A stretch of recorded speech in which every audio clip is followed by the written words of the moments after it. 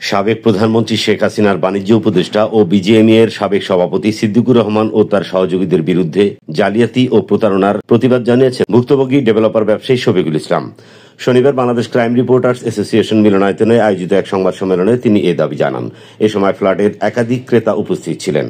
লিখিত বক্তব্যে শফিকুল ইসলাম বলেন, ধানমন্ডি ২৬ নম্বর এলাকায় তার নির্মিত ৬ তলা ভবনের কাজ চলমান অবস্থায় গত ১৮ মাস আগে হঠাৎ ভবনের কাজ বন্ধ করে দেওয়া হয়। তিনি সপ্তম তলার কলাম ঢালাই পর্যন্ত আনুমানিক ৪,২৬,০০,০০০ টাকা ব্যয় করেন। এমনকি জমির মালিকদের ব্যবহৃত ফ্ল্যাটের বিলও তিনি পরিশোধ করেন, কিন্তু এখনও তারা পাওনা টাকা ফেরত দিচ্ছে না। এর পিছনে ইন্ধন যোগাচ্ছেন সিদ্দিকুর রহমান। তিনি সিদ্দিক সহ তার ব্যবসায় বাধাদানকারীদের দৃষ্টান্তমূলক শাস্তি দাবি করেছেন। বিসমিল্লাহির রহমানির রহিম।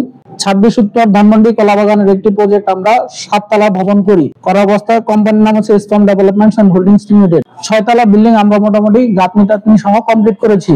জমির মালিকদের ৪টা ফ্ল্যাট আমরা বুঝিয়ে দিয়েছি এবং আমাদের ফ্ল্যাট ক্রেতারা যে ফ্ল্যাটগুলো পাবে সেই ফ্ল্যাটগুলো তারা দখল করে নিয়েছে।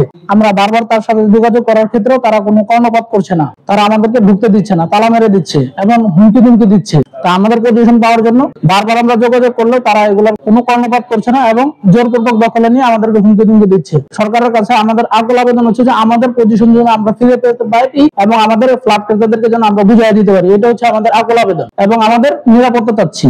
বিজিএম এর সভাপতি সিদ্দিকুর রহমানের আপন ভাইরা রোজান শাহরিয়ার, উনি তৎকালীন তাদের প্রভাব খাটিয়ে আমাদের ভবনটা দখল করে নিয়েছেন। দখল করা অবস্থা তাদের সাথে যোগাযোগ করলে তারা কর্ণপাত না করে আমাদেরকে ঢুকতে দিচ্ছে না এবং পুরো বিল্ডিংটা দখল করে নিয়েছে এবং আমাদেরকে হুমকি ধুমকি দিচ্ছে যে ওই প্রজেক্টে গেলে আমাদেরকে মেরে ফেলবে, গুম করে ফেলবে, এরকম হুমকি দিচ্ছে।